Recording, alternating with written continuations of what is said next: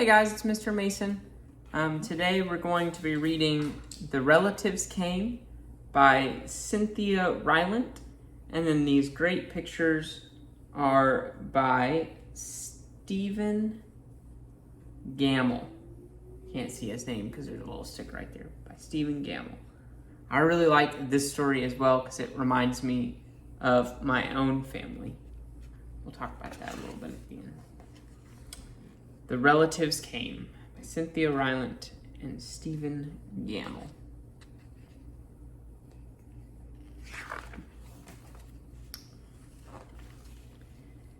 It was in the summer of the year when the relatives came. They came up from Virginia.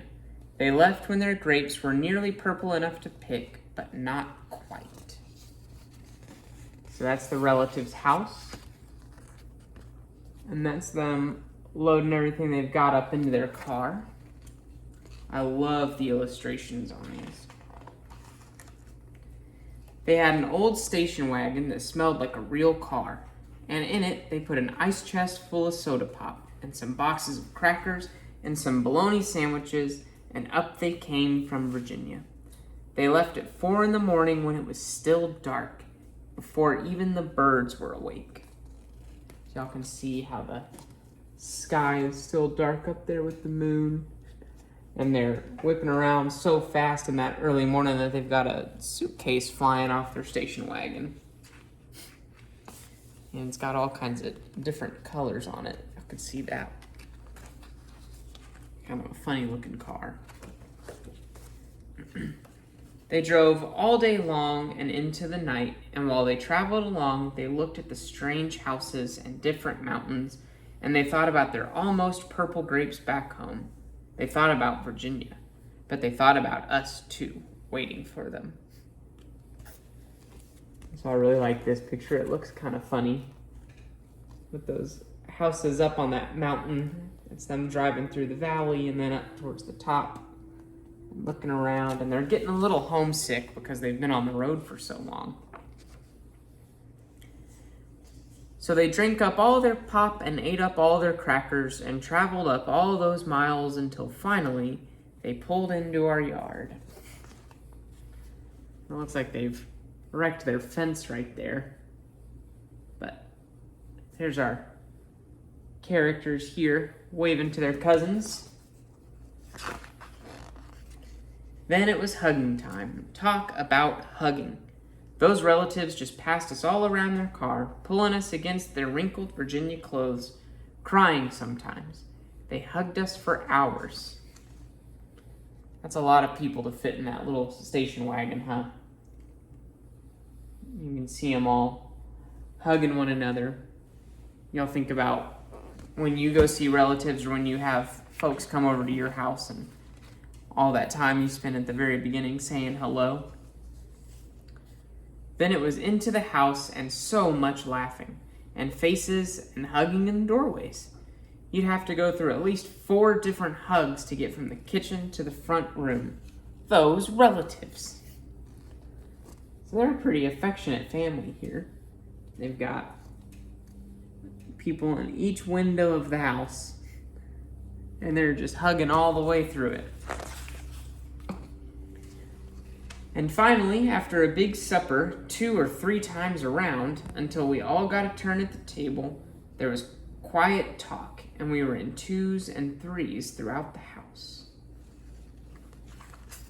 Everybody's eating, and they're all talking about whatever they're talking about. They're probably sharing stories from Virginia, or talking about maybe some relatives that aren't there.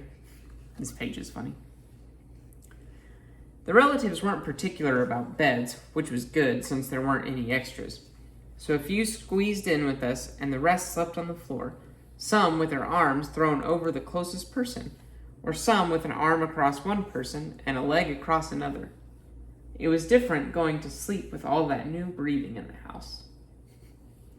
They're sleeping with the dog.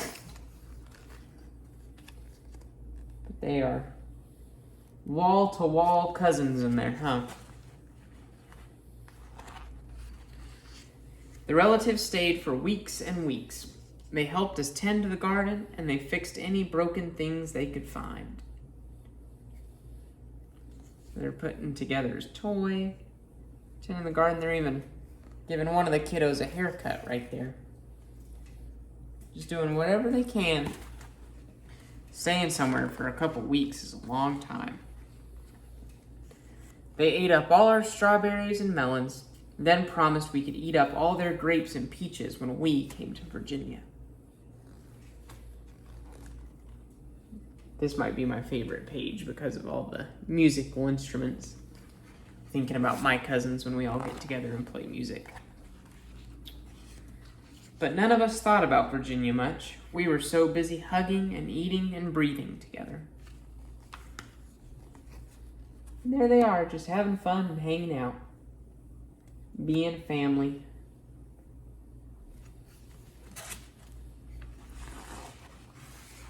Finally, after a long time, the relatives loaded up their ice chest and headed back to Virginia at 4 a.m.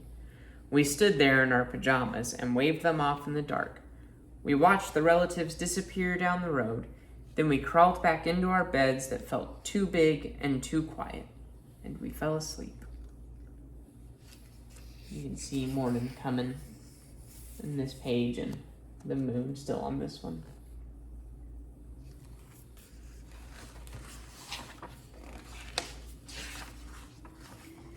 And the relatives drove on all day long and into the night.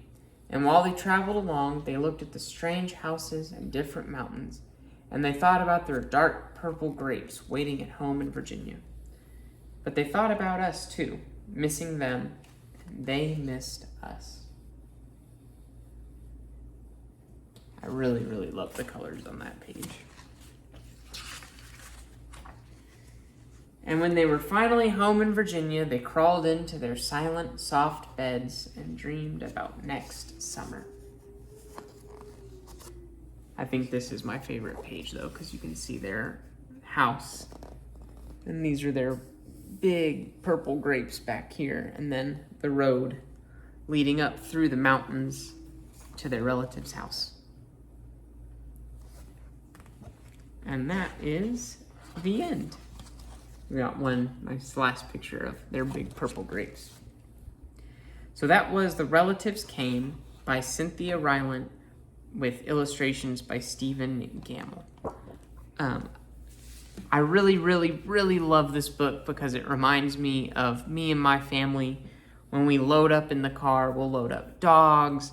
I used to take my bike and clothes, our suitcases, and we drive about 7 or 8 hours to the coast of the Gulf of Mexico and Texas every Thanksgiving to have Thanksgiving with all of my cousins and aunts and uncles.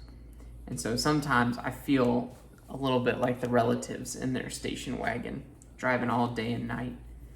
So I really love this story because to me it's just about a family coming together and spending time with one another and just really loving on each other and, sharing family time. So our activity this week is pretty easy. It's to think about someone in your family, one of your relatives. Maybe it's someone that comes and sees you every summer, or maybe you only see him at Christmas or Easter, or maybe you just see him when you see him and you don't know when that'll be. Maybe it can be a relative that lives on your street, lives in Fort Worth, whoever you think of.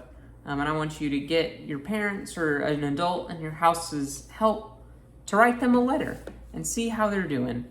I have to think that if the narrator in our story here had written his relatives a letter, probably would have asked about their big purple grapes, probably would have asked about how Virginia was. And so I want you all to think about your relatives, your cousins, your aunts, your uncles, and think about who you would want to write a letter to. And if writing a letter is, a little too old-timey for you, maybe send them a text or shoot them a phone call, just to see how they're doing.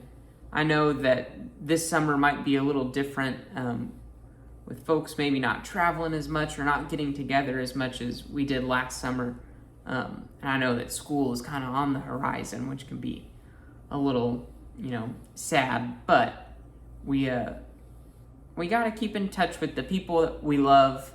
And so, yeah, that's our activity. Just give your relatives a call, shoot them a text, or write them a letter. I think writing letters is a lot of fun, and I think y'all might think so too. Just see how they're doing. Alrighty, I hope y'all are doing well, staying safe and happy and healthy, and we'll see y'all soon. Bye.